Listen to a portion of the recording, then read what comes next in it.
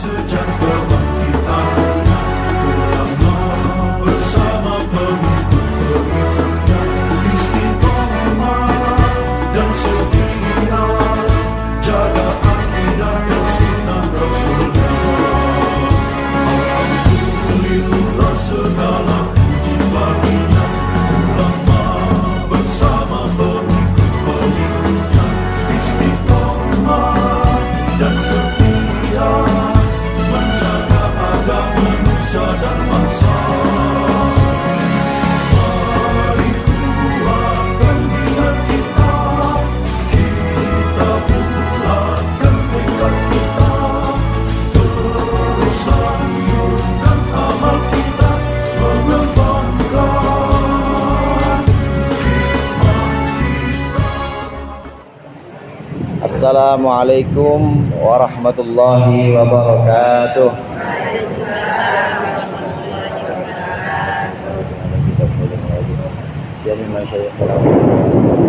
Al-Fatihah.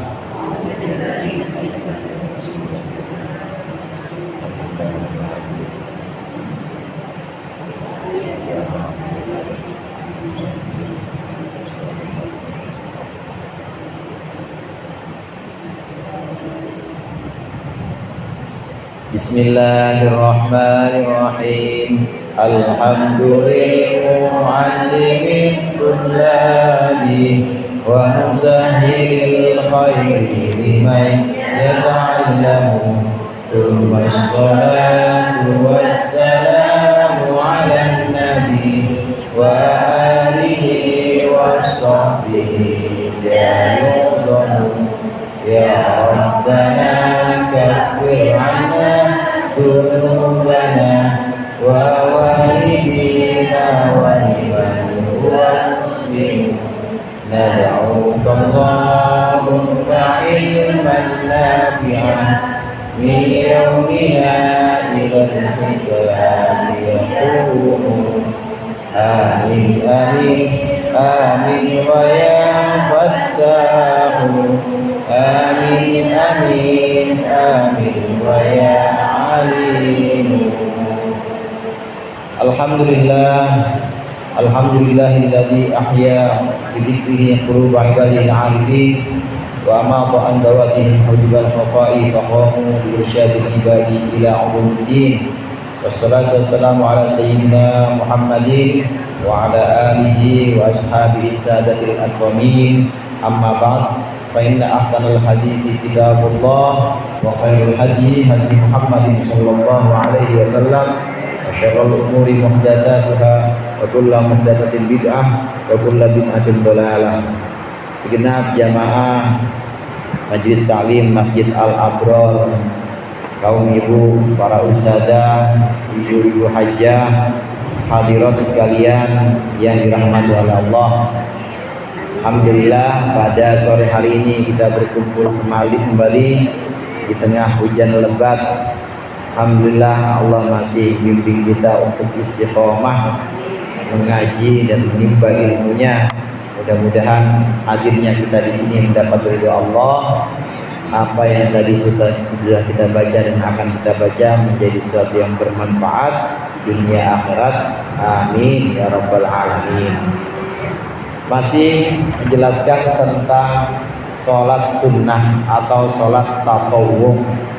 Terakhir kemarin tentang sholat duha. Rabbighfirli wa tub alayya innaka antat tawwabul ghafur. Rabbighfirli wa tub alayya innaka antat tawwabul ghafur. Rabbighfirli wa tub alayya innaka antat tawwabul ghafur. Berapa kali, Bu? 100 kali. Ini rombongan udah diamalin semua ini. Alhamdulillah, disunnahkan selesai kita sholat duha membaca Rabbighfirli wa tub alayya innaka antat tawwabul ghafur 100 atau 40.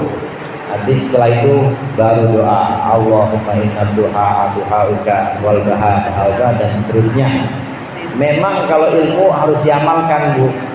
Kalau tidak diamalkan lupa. Zakatnya ilmu itu adalah dengan mengamalkannya. Zakat itu artinya tumbuh dan berkembang. Kalau tumbuh berarti nggak mati, kalau berkembang berarti makin banyak. Kalau kita ingin harta kita tumbuh dan berkembang, zakat. Pasti nggak akan habis dan juga pasti akan terus berkembang. Begitu juga ilmu kita kalau ingin terus tumbuh dan berkembang harus ada zakatnya. Zakatnya ilmu yang pertama diamalin. Kalau diamalkan maka akan berkembang terus, akan tambah terus, gak akan lupa. Ibu hafal Allahumma barik lana bima razaqtana? Hafal, orang sehari 3 kali. Kenapa bisa hafal dan nempel? Karena diamalkan. Itu doa-doa yang lain juga demikian. Zakat ilmu yang pertama yaitu dengan mengamalkannya. Yang kedua, kalau mau ilmu itu lebih tambah dan lebih berkembang lagi, diajarkan. Setelah ibu mengamalkan, mulai dari alhamdulillahilladzi ahyana ba'da ma amatana sampai ditutup lagi bismika Allahumma ahya, habis dicamut, mulai dari melek mata sampai tidur lagi, semua amalan-amalan doa-doa ibu amalkan. Allahumma inni a'udzubika minal khubuthi wal khaba'ith. Itu diamalkan, itu udah zakat yang pertama, pasti nempel, gak bakal hilang. Yang kedua, kalau mau tambah lagi, ibu ajarkan, ajarin ke cucu, ajarin ke anak. Kalau ustazah kayak ustazah Yana, ya ajarin ke jamaah, ajarin juga ke murid-muridnya. Maka dengan cara mengajarkan, dengan cara mengamalkan, ilmu itu akan berkembang, ilmu itu akan tumbuh terus dan tidak akan habis, tidak akan hilang, nempel. Terus bagaimana kalau ilmunya itu hilang? Gak mungkin hilang. Kalau sudah diamalkan dan diajarkan, tidak mungkin Allah cabut kecuali Allah nyabut orangnya. Bu, gak bakal Allah nyabut ilmunya doang, pasti Allah nyabut sama orang-orangnya. Orang-orangnya dicabut juga. Oleh karenanya ulama ketika Allah panggil wafat seorang ulama, maka di situ sekaligus Allah cabut ilmunya. Yang tadinya belajar ilmu faraid itu ada satu orang alim di kampung itu, ketika Allah cabut, Allah wafatkan, maka hilang satu ilmu, yaitu ilmu faraid di kampung itu. Nah, ini ilmu yang diamalkan, diajarkan, maka akan nempel barokah. Barokah itu artinya tumbuh dan berkembang. Kita lanjutkan pembahasan sholat sunnah setelah sholat duha. Berikut ini adalah sholat yang juga keutamaannya sangat banyak, yaitu sholat malam. Ada di halaman 197. 197, sama-sama kita baca. Bismillahirrahmanirrahim. Wa muslimun an Abi Hurairah afdolus sholati ba'dal faridati sholatul laili. Imam Muslim mengeluarkan hadis dari sahabat Abu Hurairah bahwasannya Nabi bersabda. Jadi kalau dalam kitab Irsyadul Ibad ada kata-kata seperti ini, wa muslimun an Abi Hurairah, contohnya ini berarti yang mengeluarkan hadis, yang mengumpulkan hadis menjadi satu kitab namanya Imam Muslim. Tapi Imam Muslim ini nggak ketemu dengan Rasulullah. Imam Bukhari gurunya Imam Muslim. Kenal Bu Imam Bukhari? Bu, kenal Imam Bukhari? Ada Qori ya? Itu Ustadz Bukhari Muslim. Iya, itu satu orang.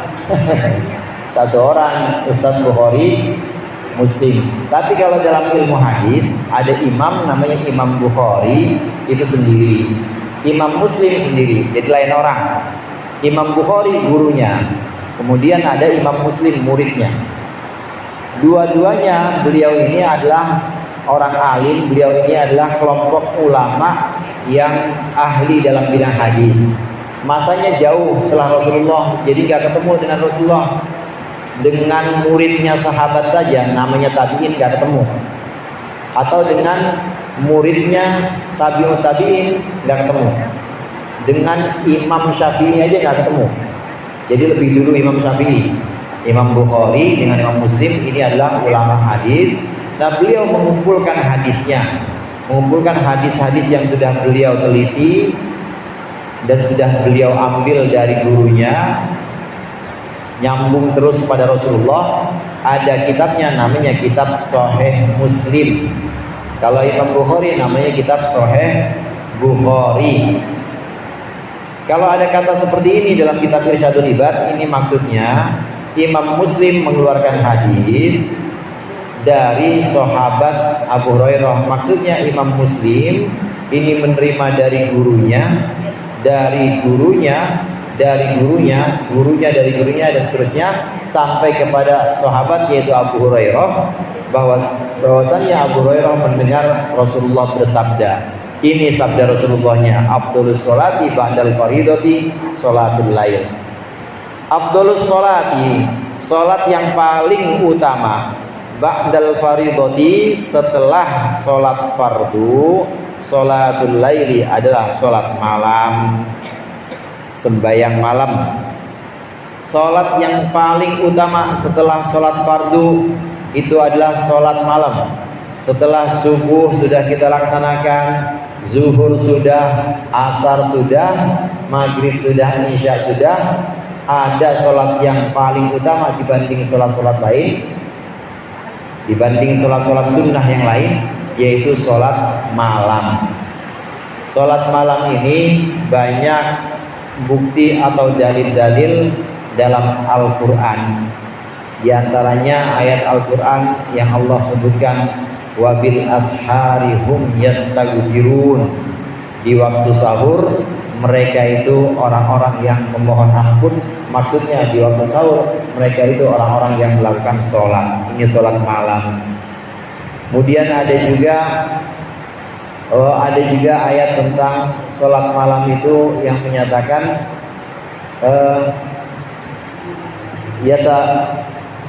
tatajafa junubuhum anil madaji'i, badan-badan mereka, lambung-lambung mereka jauh dari tempat tidur. Ini merupakan kebiasaan para nabi, kebiasaan orang-orang soleh, bangun malam, tidak pernah nyaman dengan spring bed, tidak pernah nyaman dengan AC, pasti tengah malam bangun, pasti tengah malam melakukan sholatul lail. Ini kebiasaan para nabi, kebiasaan orang-orang soleh melakukan sholat malam. Banyak sekali syahid atau banyak sekali bukti-bukti tentang keutamaan sholat malam ini. Memang sholat malam ini adalah kebiasaan Nabi Muhammad, kebiasaan para nabi sebelum Nabi Muhammad. Bahkan untuk Nabi Muhammad, sholat malam itu hukumnya wajib. Wa minal laili fatahajjat bihi nafilatan lak. Nafilatan lak, laka di sini, dan perintah fatahajjat, tahajud di sini kalau untuk Nabi Muhammad wajib. Tapi kalau untuk umatnya tidak wajib. Karena memang Nabi Muhammad sudah beda dengan umatnya. Artinya untuk Nabi Muhammad sholat malam itu adalah kewajiban, tapi untuk kita umatnya sholat malam itu sunnah. Cuma di antara kesunatan-kesunatan yang lain, yang paling utama adalah sholat malam ini.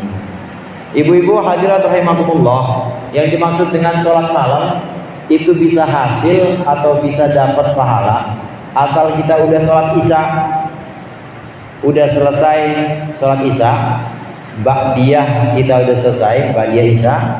Nah kemudian kita lanjut sholat lagi, itu namanya sudah sholat malam. Jadi yang dimaksud dengan sholat malam itu sholat antara isya dengan subuh, itu sholat malam. Termasuk taraweh di bulan Ramadan sholat malam. Cuma bedanya tidak bisa disebut tahajud kalau belum tidur. Kalau sudah tidur baru disebut sholat malamnya sebagai sholat tahajud. Karena tahajud itu tahajjada ya tahajjadu, tahajjudan itu artinya tangi jengkiran. Ya, niatnya niat apa aja? Bu Haji dan misalnya waktu bangun tidur ambil wudhu, kemudian niat sholat hajat jadi tahajud. Bangun tidur ambil wudhu, kemudian niat sholat istikharah jadi tahajud. Bangun tidur misalnya, kemudian niat sholatnya itu sholat qadha, bayar sholat yang dulu jadi tahajud. Asal dia selesai bangun tidur maka namanya tahajud. Karena tahajud ini artinya bangun, tahajud ini artinya bangkit atau bangun. Punya nilai tahajud yang lebih utama dibanding sholat malam biasa itu kalau sudah tidur. Jadi boleh nggak kalau kita sholat malam belum tidur? Boleh, dan tetap punya keutamaan, namanya sholat malam juga. Tapi bagus lagi kalau kita tidur dulu kemudian bangun, karena ini lebih sulit, lebih berat. Saya tanya sama ibu, gampangan habis sholat isya lanjut sholat 4 rakaat atau tidur dulu ntar bangun 4 rakaat? Gampangan tidur dulu apa gampangan lanjut habis isya?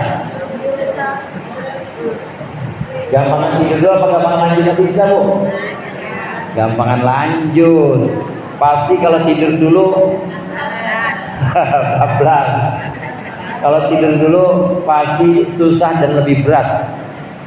Nah, sedangkan al-ajru biqadril masyaqqah, pahala ganjaran itu sesuai dengan ukuran kesulitan. Makin sulit suatu ibadah, maka makin besar pahalanya. Kalau lanjut itu gampang, nggak terlalu sulit, maka besaran pahalanya kalah dengan tidur dulu. Tidur dulu pahalanya lebih banyak dan lebih utama. Tidur dulu kemudian bangun, mungkin pakai alarm, pakai waker, atau minta bangunin, kita bangun sama anak, maka itu lebih sulit. Karena lebih sulit maka pahalanya lebih banyak. Al ajru biqadril masyaqqah, pahala itu sesuai dengan sulitan yang ditempuh. Kita ngaji misalnya, hujan-hujan pakai payung berangkat dari rumah, nah besokannya lagi ngaji lagi sama tempatnya, cuma nggak hujan, maka pahalanya lebih gede yang mana, Bu? Lebih gede yang hujan, karena masyaqqah atau kesulitannya itu lebih banyak. Makin sulit kita melaksanakan satu ibadah, maka pahalanya itu makin besar. Semua sholat yang dilakukan antara subuh, antara isya dengan subuh, maka disebut dengan sholat malam. Bedanya nanti ada yang namanya tahajud, ini kalau dilakukan sesudah bangun dari tidur kita. Wad-Dailamiyu an Jabirin, mengeluarkan hadis Imam Dailami an Jabirin dari sahabat Jabir, bahwasannya Rasulullah bersabda, rakaatani fi jawfil laili tukaffiranil khotoya. 2 rakaat di tengah malam tukaffiranil khotoya, ini bisa menghapuskan dosa-dosa kecil. Dosa-dosa kecil bisa terhapus dengan sholat 2 rakaat saja di tengah malam. Dosa-dosa kecil kan banyak, Bu. Ya, banyak dosa kecil. Ya, kayak merengutin suami. Atau ada orang minta sumbangan mukanya asem aja, kan yang begitu-gitu. Nah, ini dosa-dosa kecil seperti ini bisa terhapus dengan sholat 2 rakaat di tengah malam. Sholat malam punya keutamaan antara lain adalah dengan menghapuskan dosa-dosa kecil kita. Memang semua amal ibadah bisa menghapus dosa-dosa. Ini udah janji dari Rasulullah. Wa atbi'is sayyi'atal hasanata tamhuha. Sabda Rasulullah, hendaklah kalian ikuti perbuatan buruk dengan perbuatan baik, maka niscaya perbuatan baik akan menghapus dosa perbuatan buruk itu. Kita habis berbuat dosa, buru-buru sholat misalnya, Secara umum sholat apa aja itu udah bisa menghapus dosa kecil kita sebelumnya. Namun yang lebih utama di sini adalah sholat malam. Sholat malam bisa menghapus dosa-dosa kecil. Kenapa lebih utama? Karena memang dosa-dosa kecil ini karena memang sholat malam ini dilakukan di tengah malam, di mana orang-orang itu sedang tidur tapi kita bangun. Kalau di waktu-waktu biasa, waktu sibuk, orang-orang pada sholat, orang-orang pada qobliyah ba'diyah ya biasa, tidak ada kesulitannya. Tapi ini kita bangun malam sendiri, yang lainnya pada tidur tapi kita sibuk mengagungkan nama Allah, kita sibuk membaca ayat-ayat Allah dalam sholat, maka ini pahalanya dan juga keutamaannya lebih utama. Kafarah atau penghapusan dosanya ini juga lebih jos, lebih terhapus dosa-dosanya. Wa Ahmadu wa Tirmidzi an Bilalin alaikum bi qiyamil lail fa innahu da'us sholihin. Dari sahabat Bilal bahwasannya Nabi Muhammad bersabda, alaikum bi qiyamil laili, hendaklah kalian bangun malam, maksudnya sholat malam. Fa innahu da'us sholihin, karena sesungguhnya qiyamul lail, bangun malam, sholat malam itu kebiasaan orang-orang soleh qablakum, sebelum kalian. Wa qurbatun, dan juga sebagai satu kedekatan ilallahi ta'ala, kepada Allah ta'ala. Wa manhatun, dan juga sebagai pencegah anil itsmi, dari dosa. Wa mukaffiratun lisayyi'at,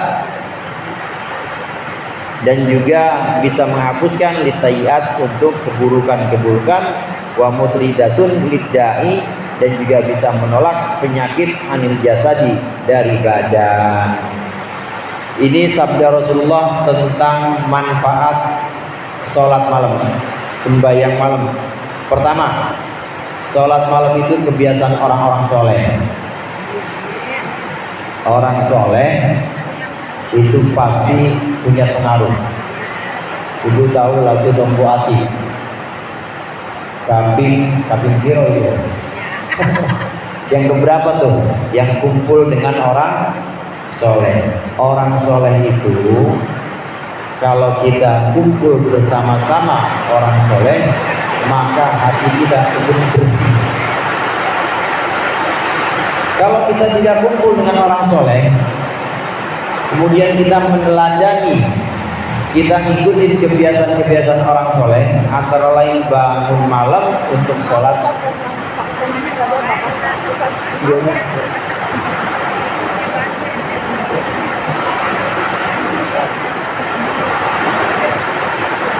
Kita sholat, kita melakukan kebiasaan orang-orang soleh, insya Allah nanti kita jadi bau orang soleh juga, amin.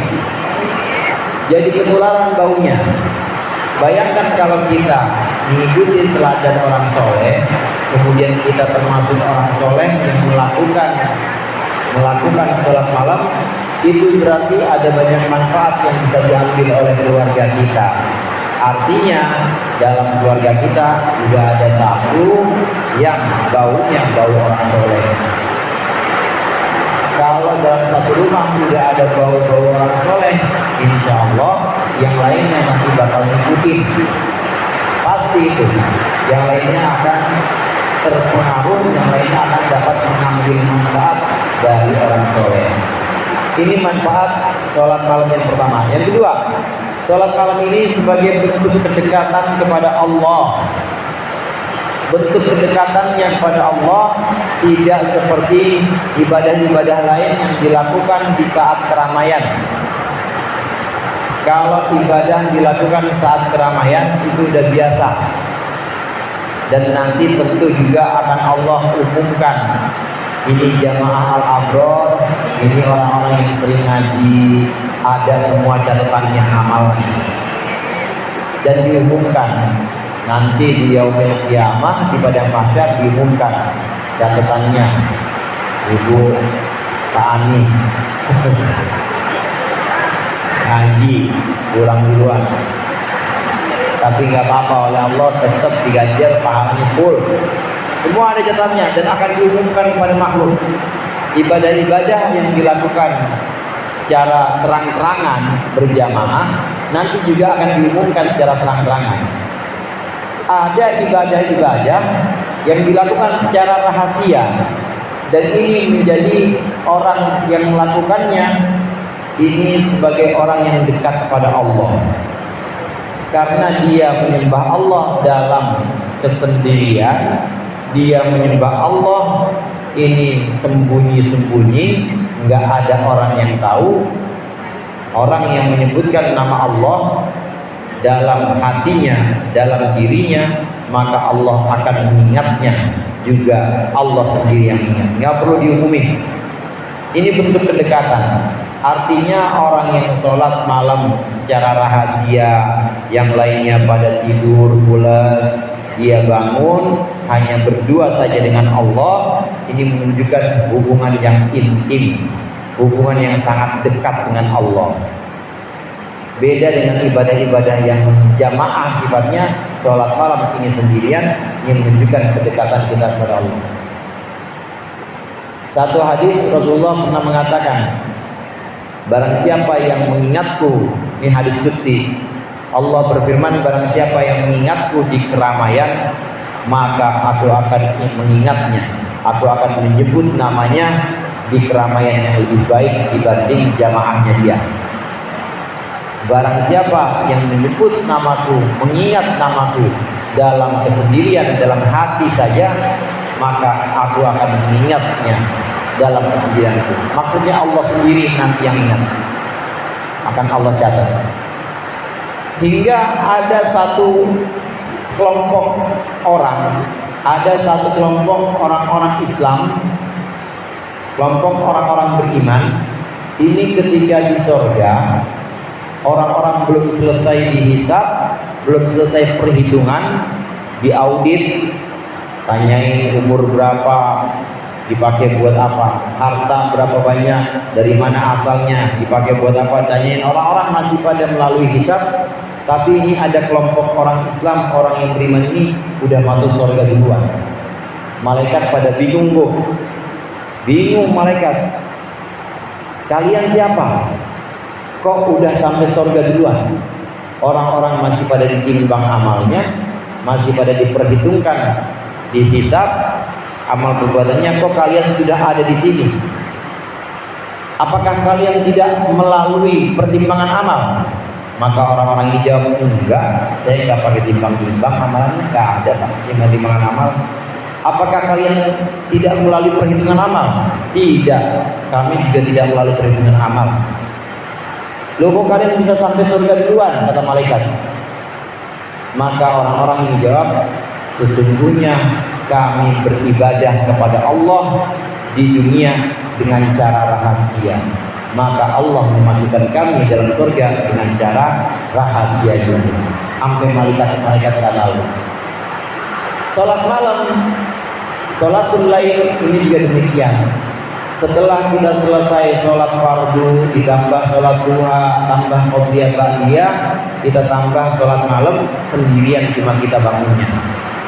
Cuma kita dengan Allah dalam kesendirian malam itu, ini bentuk kerahasiaan dan keintiman kita dengan Allah. Oleh karenanya nanti insya Allah Allah masukkan kita juga dengan cara rahasia, nggak ada yang tahu. Semua ibadah demikian Bu. Kalau itu sholat menyembah Allah dengan cara rahasia, insya Allah itu ada kedekatan dengan Allah, dan Allah juga akan memperlakukan secara rahasia dengan rahmatnya. Yang lagi pada duduk-duduk di sini sambil dengerin saya, sambil zikir hatinya, Allah, Allah, Allah. Itu kan yang tahu cuma Allah. Rahasia juga, dirahasiain. Sambil jalan dari masjid pulang ke rumah, mana udah ngerobok lagi, wajib, tapi sambil rahasia nggak didengar. Ibadah-ibadah yang dilakukan secara rahasia, maka insya Allah Allah akan balas juga dengan rahasia sampai malaikat nggak ada yang tahu. Ini satu. Yang kedua, kalau kita merahasiakan ibadah kita selain ibadah-ibadah yang wajib, Kalau yang wajib demi syiar memang harus ditunjukin. Maghrib, isya, subuh harus ditunjukin karena memang untuk syiar. Tapi yang sunnah, kalau kita ingin melakukannya dengan rahasia, sembunyi-sembunyi kita menutup rapat-rapat ibadah kita, insya Allah Allah juga akan menutup rapat-rapat dosa kita. Jadi dosa kita Allah tutup rapat-rapat, tidak diumumi oleh Allah. Kenapa? Karena kita juga sembunyi-sembunyi, kita juga melakukan dengan rahasia amalan-amalan sunnah. Ini poinnya, kenapa sholat malam bisa utama, karena memang sholat malam ini sangat rahasia antara hamba dengan Allah. Kemudian yang ketiga, manfaat sholat malam bisa mencegah dosa. Orang yang siangnya dosa maksiat terus, maka obatnya adalah sholat malam. Kalau dia bisa bangun malam, maka insya Allah perlahan dosa-dosanya akan berkurang. Allah jaga semacam ada benteng, semacam ada perisai. Besok paginya yang tadinya dia maksiat, yang tadinya maksiatnya 100 misalnya, tapi kalau malamnya tahajud, insya Allah agak berkurang, jadi tinggal 90. Ntar malam sholat malam lagi, besoknya berkurang lagi, jadi tinggal 80 terus. Maka sholat malam ini bisa membentengi seseorang dari dosa. Yang keempat, sholat malam bisa menghapus dosa-dosa besar. Mukaffiratun lis-sayyi'at. Di sini ada as-sayyi'at, dosa secara umum, maka bisa masuk di dalamnya dosa besar. Kalau tadi disebutkan sebelumnya al-khotoya, disebutkan khotoya di sini dosa-dosa kecil. Nah, sedangkan sayyi'at ini umum, bisa dosa besar, bisa dosa kecil. Alhasil, sholat malam ini bukan hanya menghapus dosa-dosa kecil, tapi bisa juga menghapus dosa-dosa besar. Asal ibu taubat, asal kita taubat, ngaku sama Allah, ya Allah, dulu saya pernah melakukan dosa durhaka kepada orang tua. Durhaka kepada orang tua dosa besar itu. Ya Allah, saya mohon Engkau bukakan padaku rahmatmu dan Engkau ampuni aku. Saya kapok taubat, maka Allah ampuni. Dengan sholat malam dosa besar juga bisa terhapus. Yang kelima, manfaat sholat malam itu bisa mencegah penyakit yang pada lindung tulangnya, kakinya pada pegel-pegel, tangannya, kepalanya puling-puling, maka obatnya dengan sholat malam. Insya Allah dengan sholat malam, dengan bangun tengah malam, kemudian sholat 2 rakaat, badan kita sehat. Amin. Mudah-mudahan kita bisa mengamalkannya. Allah bimbing kita untuk mudah melakukannya, dan tentu Allah berikan kita istiqomah melakukan kebaikan yang besar maupun yang kecil. Mudah-mudahan bermanfaat. Kurangnya saya mohon maaf. Allahumma muwaffiq ila aqwamit thoriq. Wassalamualaikum warahmatullahi wabarakatuh.